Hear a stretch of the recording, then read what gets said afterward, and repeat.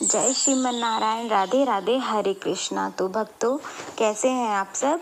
आशा करती हूँ बिहारी जी की कृपा से आप सभी अच्छे होंगे, स्वस्थ होंगे और खुश होंगे।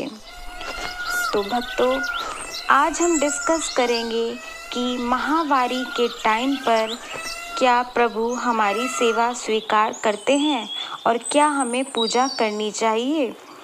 तो देखिए भक्तों, माहवारी के दिनों हम पूजा नहीं करते हैं, लेकिन हम मानसिक रूप से पूजा कर सकते हैं।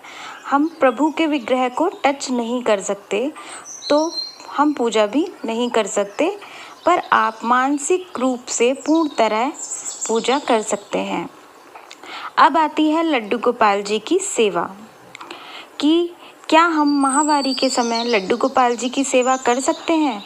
तो जी हाँ, हम बिल्कुल सेवा कर सकते हैं।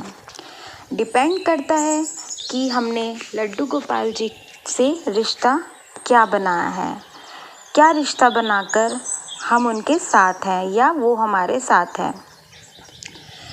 अगर हमने लड्डू गोपाल जी को पुत्र रूप में माना है तो हम उनकी सेवा बिल्कुल कर सकते हैं, क्योंकि एक मैया अपने बच्चे की सेवा हर हाल में कर सकती है और लड्डू गोपाल जी भी हमारी सेवा को स्वीकार करते हैं।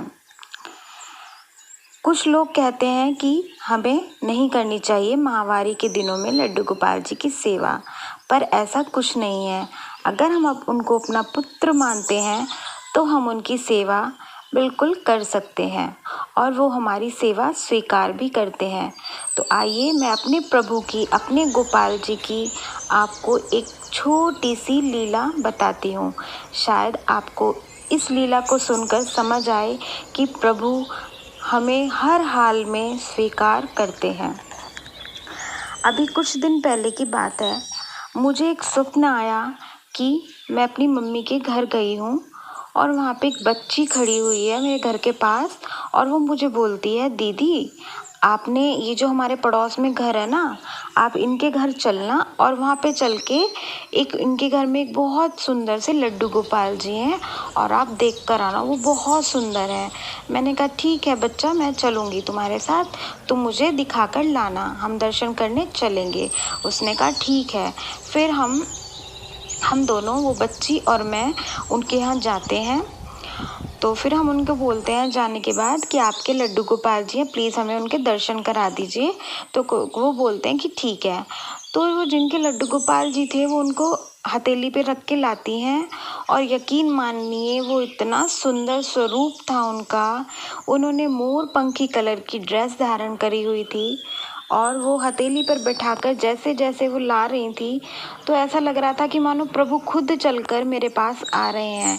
तो जब वो मेरे और करीब लेकर आई उनको, तो मैंने उनसे कहा कि नहीं आंटी, मैं इनको टच नहीं कर सकती हूँ, मैं इनको नहीं छू पाऊँगी क्योंकि मैं अशुद्ध हूँ। मैं भी महीने के उन दिनों से जूझ रही थी। ये सब मेरा स्वप्न था, ये सब स्वप्न में चल रहा था। तो मैंने उनको बोला कि नहीं आंटी, मैं इनको टच नहीं कर पाऊँगी, मैं अशुद्ध हूँ, तो मैं इनको नहीं छू सकती। तो जैसे ही मैंने ये बोला तो वो जो लड्डू गोपाल थे, उन लड्डू गोपाल ने एक 10